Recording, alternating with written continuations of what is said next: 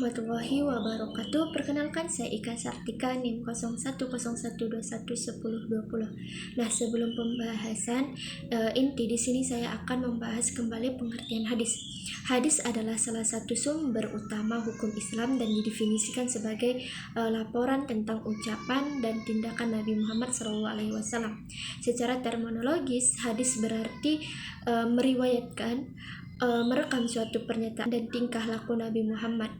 Sedangkan metode tematik dalam hadis adalah suatu metode yang mengumpulkan hadis-hadis yang berkaitan dengan suatu tema tertentu, baik itu tema akhlak, ibadah, atau sosial. Metode ini bertujuan untuk memudahkan pemahaman dan mengaplikasikan hadis dalam kehidupan sehari-hari.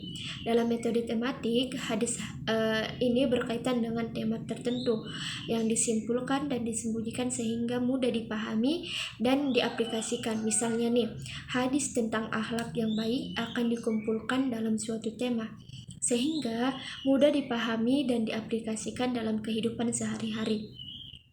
Nah, selanjutnya itu perbedaan antara metode hadis tematik dan metode hadis tahlil. Nah, perbedaan metode hadis tematik yang pertama mengumpulkan hadis-hadis yang berkaitan dengan tema tertentu. Nah, yang kedua tujuannya untuk memudahkan pemahaman dan mengaplikasikannya hadis dalam kehidupan sehari-hari. Yang ketiga, hadis yang berkaitan dengan tema tertentu disembunyikan sehingga mudah dipahami dan diaplikasikan. Sedangkan metode hadis tahlil yang pertama mengkaji hadis secara mendalam dan rinci. Yang kedua, tujuannya untuk memahami makna hadis secara menyeluruh. Yang ketiga, hadis dianalisis dari segi sanad, matan, dan konteks sejarahnya.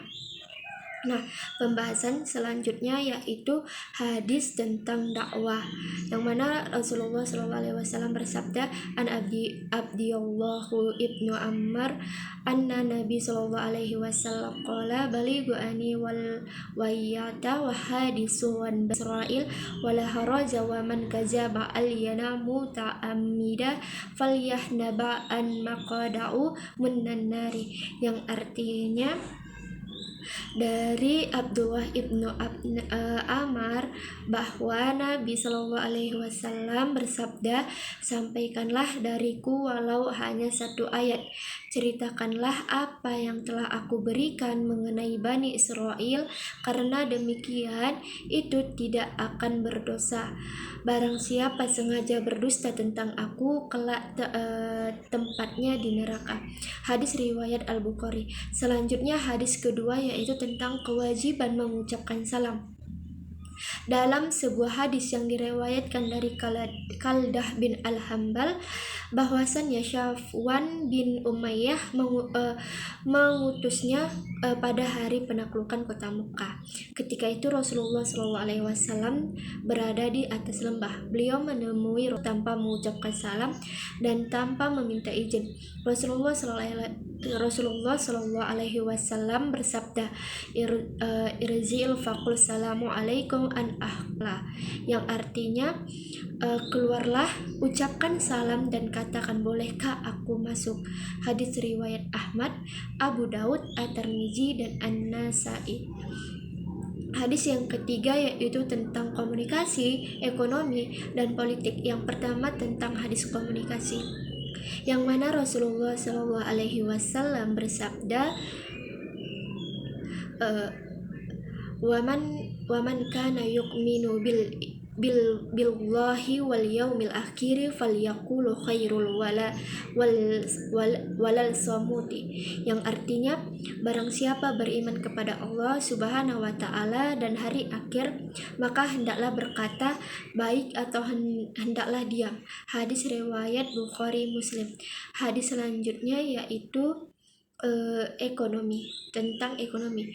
Wa an Abi Hurairah radhiyallahu anhu qala naha Rasulullah sallallahu alaihi wasallam an Abi al-Sahiti wa an nabaihi al-ghairi, yang artinya Abu Hurairah radhiyallahu anhu berkata, Rasulullah Shallallahu alaihi wasallam melarang jual beli dengan cara melempar batu dan jual beli gahrar yang belum jelas harga barang, waktu, dan tempatnya. Hadis riwayat Muslim. Hadis selanjutnya yaitu tentang politik, yang artinya dari Anas bin Malik dari Usaid bin Hudair bahwasannya ada seseorang dari kalangan Ansar yang berkata, "Wahai Rasulullah, tidakkah sepatutnya baginda mempekerjakanku sebagaimana baginda telah mempekerjakan si fulan?" Beliau menjawab, "Sepeninggalanku nanti akan kalian jumpai jika sikap lemah mementingkan diri sendiri, maka bersabarlah kalian sehingga kalian berjumpa denganku di telaga." Hadis riwayat Bukhari. Nah, hadis yang keempat yaitu tentang ada 3 ciri-ciri orang munafik, yaitu Rasulullah Shallallahu Alaihi Wasallam bersabda, ayatul munafiki salasu iza hadasa kazaba wa iza wa'adda aholfa wa iza watu mina khona. Artinya, tanda orang munafik ada 3: apabila berbicara berdusta, apabila ia berjanji tidak menepati, dan apabila ia diberikan amanah ia berkhianat. Hadis riwayat Bukhari. Hadis yang kelima yaitu tentang siapa yang melihat kemungkaran hendaklah berusaha merubahnya. Dari Abu Sa'id Al-Khudri radhiyallahu anhu, dia berkata, aku mendengar Rasulullah bersabda, "Man ra'a minkum munkar falyukhayyiru biyadihi fa innamal yastaqi fabiliani fa innamal yastaqi fabiqalbi hazalik adofu ilyakani."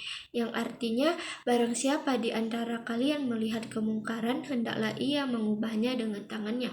Apabila tidak mampu, hendaklah dia mengubah hal itu dengan lisan, yaitu apabila tidak mampu lagi, hendaklah dia ingkar dengan hatinya, dan inilah selemah-lemahnya iman. Hadis riwayat Muslim. Nah, sekian pembahasan kali ini. Jika ada salah, saya mohon maaf. Wassalamualaikum warahmatullahi wabarakatuh.